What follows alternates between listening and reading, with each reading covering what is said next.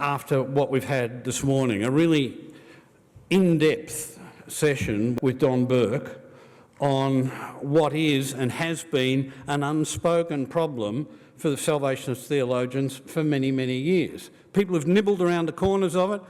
Don Burke nails it. No, it wasn't a greatly coherent theology, but they made the best of it. Bill Shorten comes along as a minister, speaks genuinely about the work that the Salvation Army does and has done over the years. Well, some of us sit there and think, yeah, that's terrific, but, and the unspoken buts around the room from people who know inform that conversation. What I propose to do now is take some of the bits and pieces from both of those, digested through the way I've thought about it, and then we might have a chance to talk about it a little later on. This is my title for this little bit. It comes from my childhood. I went to Brunswick Corps. I grew up at Brunswick Corps. Brunswick had links back to the earliest days of the Army in Australia. The foundation stone bore the name Reverend William Booth, General, Ballington Booth, who opened the Corps, and James Barker, who was the Territorial Commander at the time. So I felt I had a historic connection with the Army, and this is one of the songs that one of the old guys at Brunswick, Les Smith his name was a double bass player, and Les used to give you these little choruses from the past, and this is one of them. Everybody has a work to do. And I think that is one of the definitional characteristics of the Army. If somebody said to you, how did the Army get its ethos? You point to a line like that and you say, they were serious about that. Let's move on. Each Christmas coming up, I just want us to experience a little Christmas message from Germany.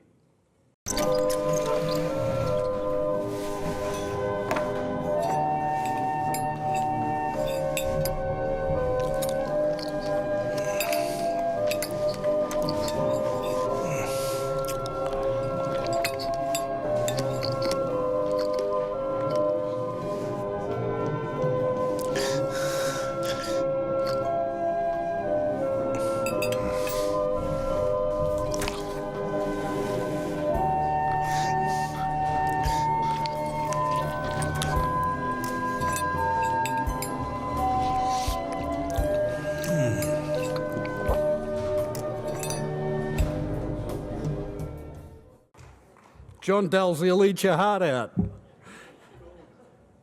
That is brilliant. Now I want you to tell me why you think it was brilliant. Just shout out why you think that is brilliant. Somebody tell me. Shows empathy? The evidence of who we are, yeah? Met his need, yeah? I think the other cleverness of it, of course, is you immediately think that salvo's going to ignore him. He's not going to give him anything.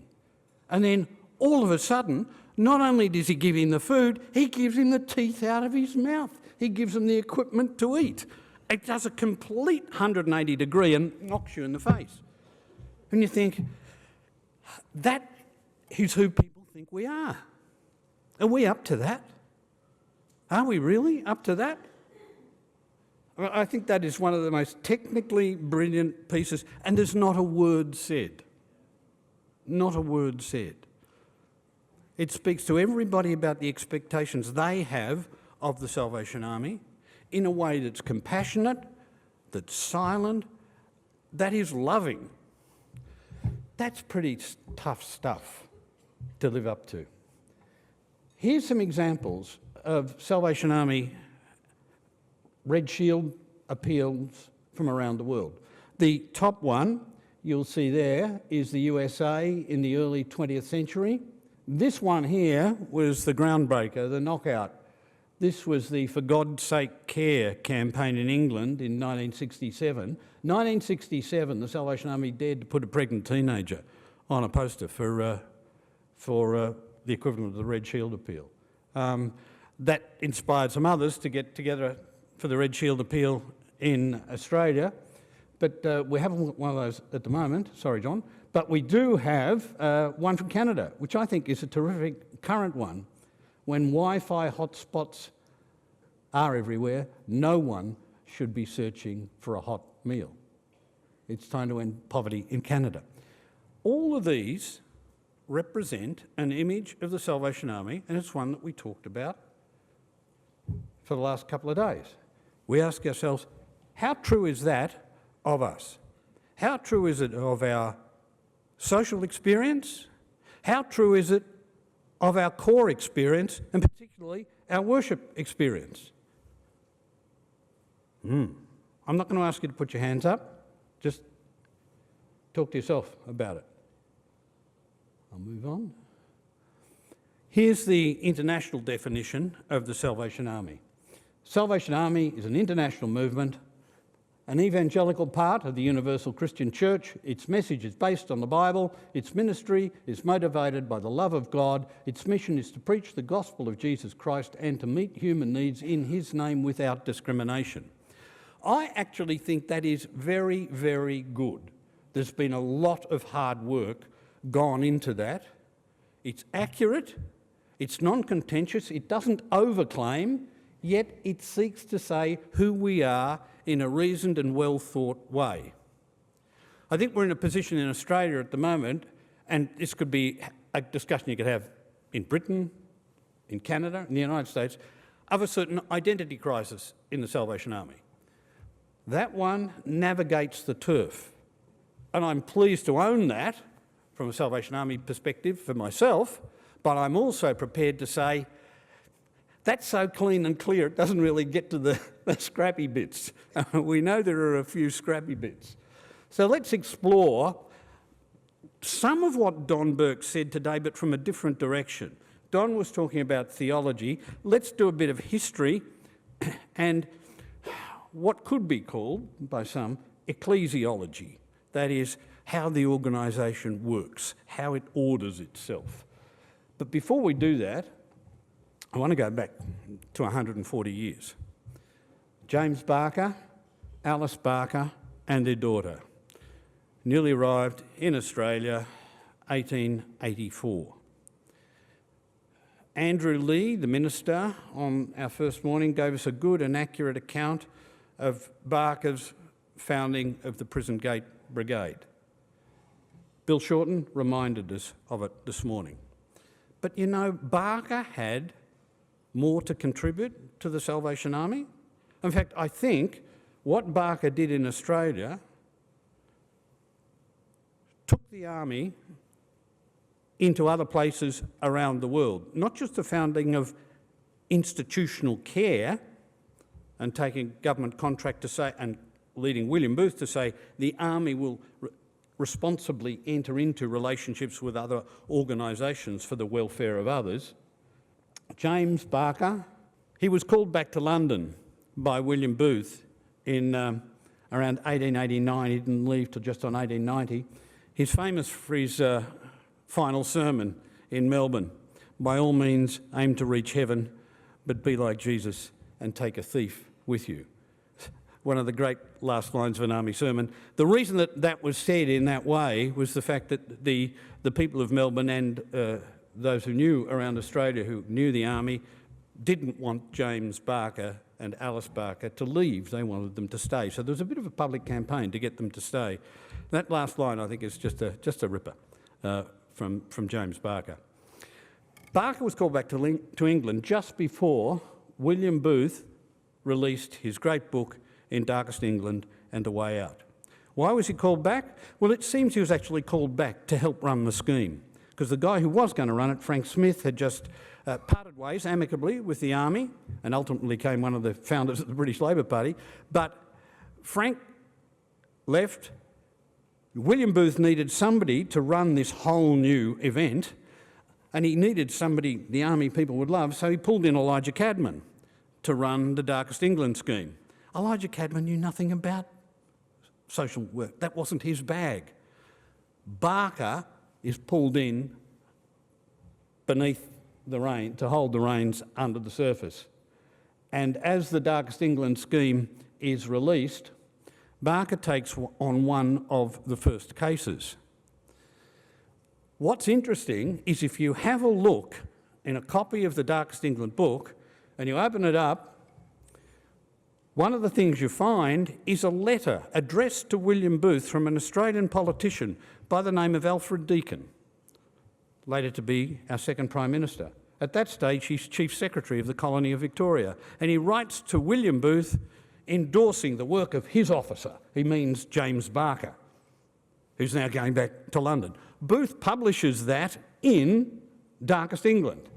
He also writes this: "In no city in the Empire have we been more successful in dealing with the social problem than in the capital of Victoria." That's out of the text of In Darkest England and the Way Out. That's Alfred Deakin at the time. He's on his way in 1890 to becoming one of Australia's founding fathers. The other thing Barker did, because he was in the job he was in, was take on the next challenge that William Booth had. The great Fossey Jaw match factory story belongs with two people who don't get a mention often.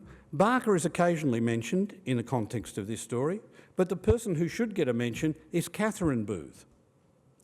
Catherine Booth had died before this event took place and the match factory opened.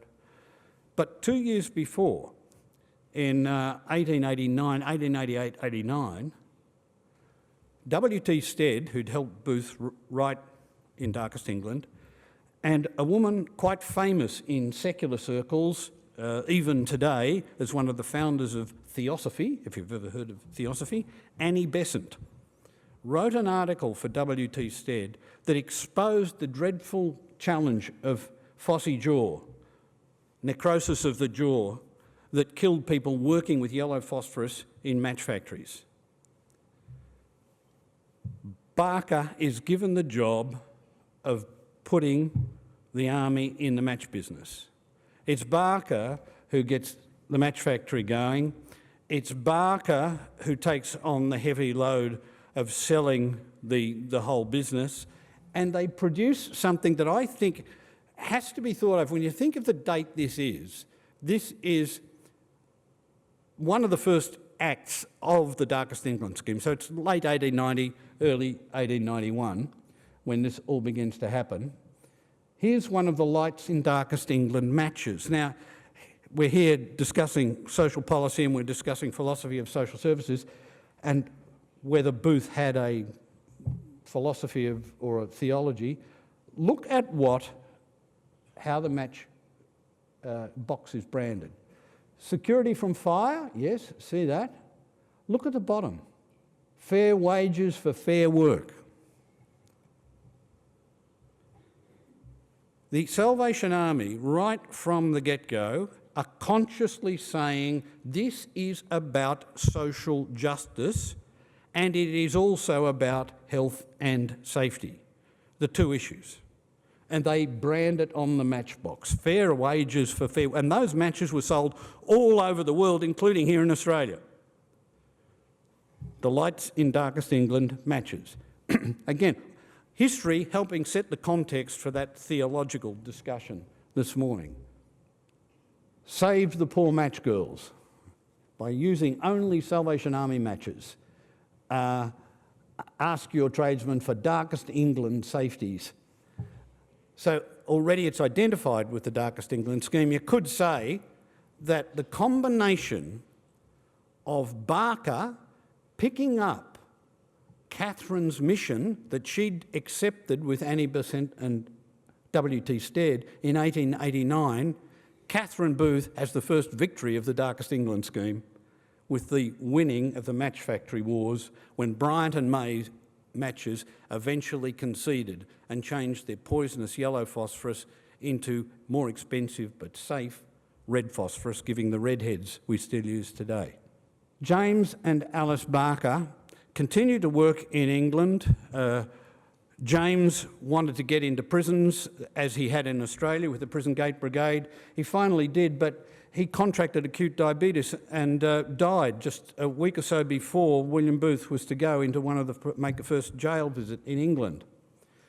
Alice Barker, however, was working with Florence Booth, Bramwell Booth's wife, that's the wife of the Chief of the Staff, the number 2 in the Salvation Army, setting up Women's Social worldwide. And one of the outstanding things that Alice Barker did in the years she was working with Florence Booth was to start up, and I think it was probably one of the first in any religious organisation in the world, an anti-suicide bureau out of London. Now, why am I saying that's significant? Because in those days, even up until my lifetime, suicide was regarded in the churches as a mortal sin. They were sinners. They were willing sinners. An anti-suicide bureau? Are you condoning, like, you know, safe injecting rooms twice over? Are we condoning that behaviour? Alice Barker had her own distinguished career that sometimes gets put to one side. And she died in the great influenza epidemic of 1919. I haven't finished. That little girl there grew up, lovely young lady. She became a Salvation Army officer. She fell in love with another Salvation Army officer, as they did. His name was Osborne, Albert Osborne. She was the first wife of the man known today as the Poet General of the Salvation Army. The Barkers have a great story to tell and a great contribution they've made to the Salvation Army foundationally here in Australia. That message has resonated for many years. I think it was enough of a diversion to give us a little sort of thrill for the moment. Let's go back to that other question. Who the hell are we? Blank screen, blank page. Do we know who we are and who we need to be? Here's another little sidebar while you're thinking of things. James Hay was mentioned during the discussions yesterday. James Hay was the territorial commander in Australia who finally divided Melbourne and Sydney, the Eastern Territories and the Southern Territory, in 1921. Some people say that that divide was actually a religious divide. The Anglicans in Sydney have told me this, that the actual divide of the Murray River is known within the Anglican Church as chasuble checkpoint. And you say, what's a chasuble? Well, a chasuble is a garment worn by a priest, the altar. Why it's called chasuble checkpoint is Sydney don't like all that clerical stuff. No, not into that at all. Melbourne, well, more relaxed about that. So James Hay might have had some Anglican friends, or he might have just been a sporting buff and favoured AFL against NRL, who knows. But he's the man who divided the territories that we've just amalgamated again. He was Albert Osborne's training principal when Albert Osborne was in training college. And here again is another insight into the way in which the Salvation Army in those days were a lot sharper sometimes than we give them credit for. And Albert Osborne has this lovely little observation in his biography called House of My Pilgrimage, where he talks about James Hay as the training principal. And all the cadets were singing all the latest worship songs. You know, their version of all the Hillsong favourites. And the cadets were all singing them. And there was one that came out that was very popular and became very popular in the United States, because it was based on a true story about the President of the United States whose mother was dying and a telephone had recently been invented, and he picked up the phone and said down the phone, "Tell Mother I'll be there in answer to her prayer." This became a popular worship song. "Tell Mother I'll be there in answer to her prayer." Osborne recalls Hay hearing the cadets singing this song one day, and here we go. "Sing something more practical," Hay cried to a congregation of 500 young cadets. "The Lord of Heaven has something better to do than go around the Golden City telling various mothers that their respective sons will shortly arrive." They did know how to stick the knife when they needed to. And sometimes we can, we credit people with being sort of saintly and nice. What we're dealing with is human beings, some of them very smart and very acute. Two of them there. The Salvation Army, as we've indicated, was born in the streets of London. William and Catherine Booth commenced it. There's lots of discussion. Was Catherine a secret theologian? And as we discussed this morning, did William really have a social theology? I want to say that, yes, all of that is important, but I do agree with Don Burke this morning that you may not be able to track it down through what they wrote, because they, on most occasions when they were writing, except for Catherine on one or two occasions, most occasions when they were writing to pitch an audience a deal of some sort. Now, either it was an altar call, or it was a call for money, or it was just to rally a crowd. They weren't speaking theologically. And sometimes we're tempted to read what they say as if it's propositional theology, like every word is holy writ and every word must be read as it is said in the book of Booth. That's not what either of them were on about for most of their activities. Catherine did some occasional serious writing, one particularly on the right of women to preach the gospel. So yes, there is something about Catherine. But there is also something about the history that made both of them.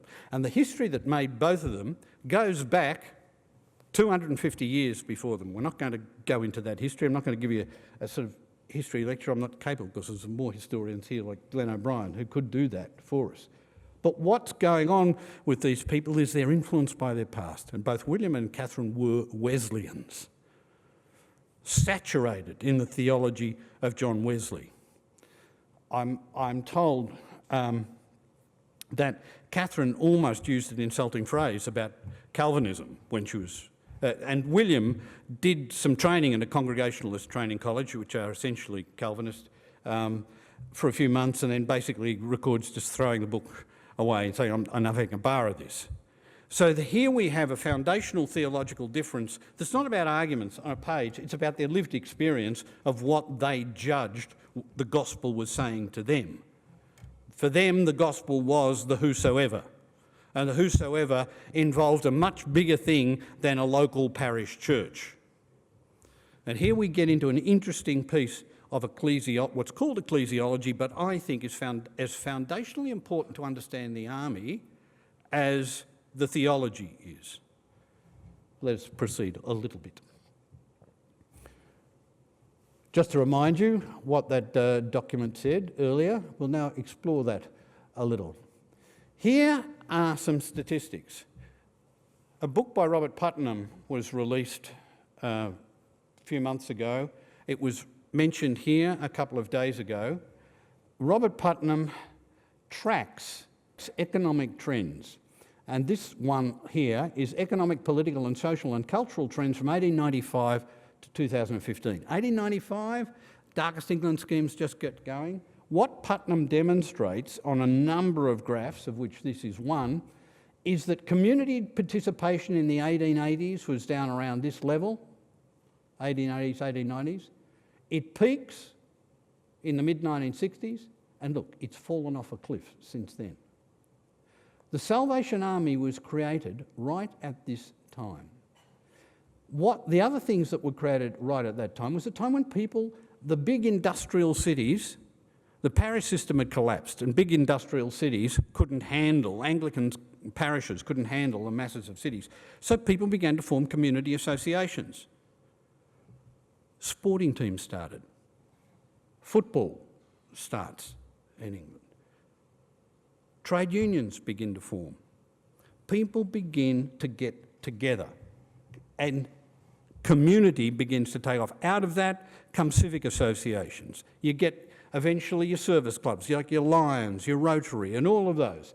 People doing good. Here's another figure charting the same period. Community activities versus individualism. And this is what Putnam, the author, calls his big graph, the we I graph, the move to the I society. I'll give you one other graph.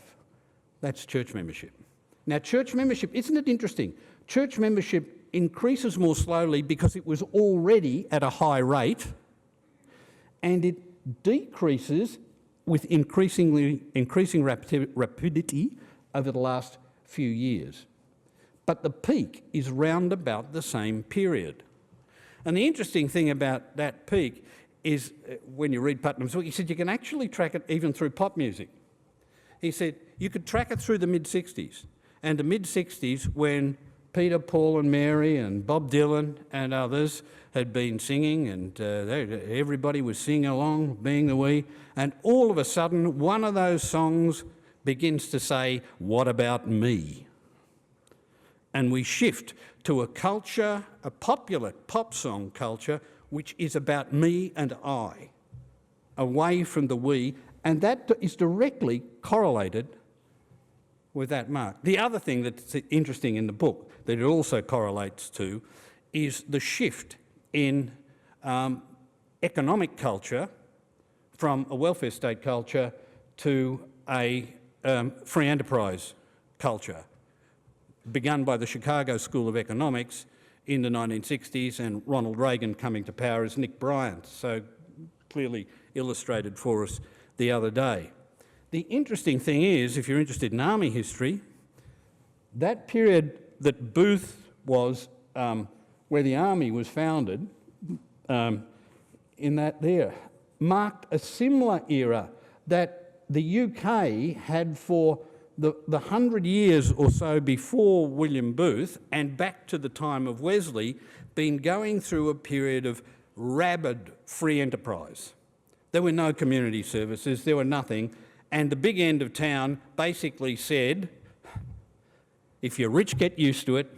No, if you're rich, enjoy it. If you're poor, get used to it. And even the church said that. The dominant strand in the Anglican Church was Calvinist, predestination, it's all fixed. Do you know the line? All things bright and beautiful. And you know the verse, not there anymore? The rich man at his castle, the poor man at his gate, God made them high and lowly and ordered their estate. Yes, they don't sing that verse anymore, do they? William and Catherine Booth founded the Salvation Army when the social and economic conditions were beginning to mirror today in a way that is uncanny over the last century and more. I'll go past that again. Now, who shaped William and Catherine Booth? William and Catherine Booth were shaped by the great evangelical revival. The leaders of the revival were these two guys. They were both Anglican priests. One of them here is John Wesley. The other is George Whitefield. They participated in the heart revival of religion, away from this hard-edged church as a heavenly chief magistrate judging you, and said, no, we need heart religion. We need people to find it again. So you've got Wesley, an Arminian evangelical. Somebody else will tell you what Arminian means later. They believed in the whosoever. There's free will engaged in your exchange with God. Whitefield, more of a Calvinist, predetermined, deterministic life. That's the way God planned it. Both of them believe in heart religion. The problem is that this issue, call it theologically Arminians versus Calvinists, had bedeviled England since the Reformation. It led to the English Civil War, believe it or not. These two guys hold it together through the great evangelical revival until the 1780s, about the time that people start to think about coming to Australia. And in the 1780s, the division got too great, and eventually they went their different ways. Whitefield was an extraordinary evangelist, the Billy Graham of his day. He went through America and everybody loved him. But what Whitefield did was like Billy Graham. He left people to their own churches. That is, I'll do the converting, I'm run the converting shop, you run the pastorate in your churches. Wesley was different. Wesley believed the church was connectional. Catherine and William Booth were members of the Methodist New Connection. We are all connected. There's a Methodist historian, Glenn O'Brien will tell us about him, perhaps if it's appropriate one time. All the Methodists, and these are the people who followed Wesley, like their leader, claimed the world as their parish. They would not hear of confining themselves to work in a single village. The Anglican evangelicals, who were mostly Calvinist in those days, On the other hand, we're in danger of making the parish their world. And we've been slipping into that sort of thinking for the last 20 years. And the Salvation Army has begun to lose the second of those grunt engines that I spoke about. Volunteer Army to Salvation Army. Why is it a Salvation Army? This is the issue of the Christian Mission magazine, which gives us the Salvation Army. The best quote here is on the front page of the War Cry, the Archbishop of Canterbury. I believe that is the only way we shall be able, in the enormous population of this ever-growing country, to maintain the cause of our Lord and Master, to welcome every volunteer who is willing to assist in the regular forces, to arm, so far as we can, the whole population in the cause of Jesus Christ. The Archbishop of Canterbury in the very first issue of what becomes the War Cry. The army had a very clear vision of what it was about. It was about mobilising people in the cause of change, which leads to my sort of final observation, which I will get to now. This man is Charles Finney, the revivalist in America who brought together conversion and social responsibility in the United States by leading, as Wesley had 100 years before him, the fight against the slave trade. And Catherine Booth said, William is an English Charles Finney. In the 19th century, the one who articulated the Wesleyan movement in the United States of America more than anyone else was Charles Finney. Billy Graham says, in the 20th century, I did not match the impact that Charles Finney had in the 19th century in the United States of America. But there is the perfect example of a holistic gospel. When he preached, he called people forward to give their lives to Christ. He invited them down the aisle. As a matter of fact, historians would argue he's the one that really invented the whole idea of the invitation, where you sing "Just as I Am" and come down the aisle and kneel in the front. But when you came down the aisle and kneeled in the front to accept Christ as personal Savior, he immediately marched all the new converts into the back room. And they weren't simply given a Gospel of John and told to recite a little prayer. There were two tables. One was for the feminist movement, and the other was for the anti-slave movement. And if you became a Christian, you were expected to commit yourself to one or the other of these movements. And if you weren't willing to commit yourself to changing the world in the name of Christ, he would say to them, go back and take your seat. You're not serious about becoming a Christian. Becoming a Christian was more than just getting cleansed of your sin. It was turning your life over to Christ so that Christ could accomplish in the world what he wanted to accomplish. Well, let's have the last word for two women. On the whole parish thing, Catherine Booth. A barracks is meant to be a place where real soldiers were to be fed and equipped for war, not a place to settle down in as or a comfortable snuggery in which to enjoy ourselves. I hope that if ever our soldiers do settle down, God will burn their barracks over their heads. Yes!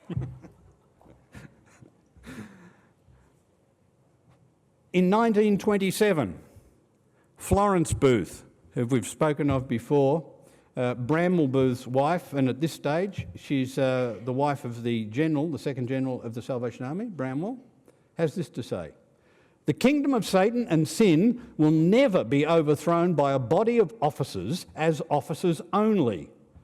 Our founders raised the Salvation Army because they saw clearly there should be an army of fighting men and women. The churches have erred by shutting out the laity and making God's work depend on the leaders only. And the army was raised up as a protest against this very mistake. Do not ape the parson. Do not imitate the church. Let your great aim be to raise an army that shall glorify God by fighting his battles. Amen to that. Everybody, Florence Booth really, has a work to do. It's an old army song. Here it is. Everybody has a part to play in the Great Salvation War. Everybody has a work to do, no matter who they are. It makes no difference whatever your rank or what your talent be. Each one, bar none, has a work in the great SA.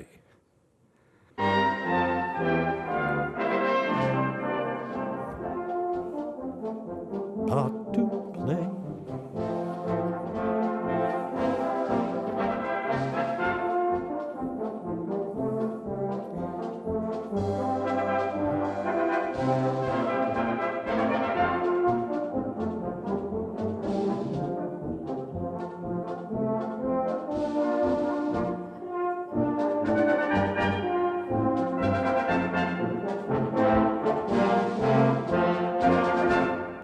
Here endeth the lesson.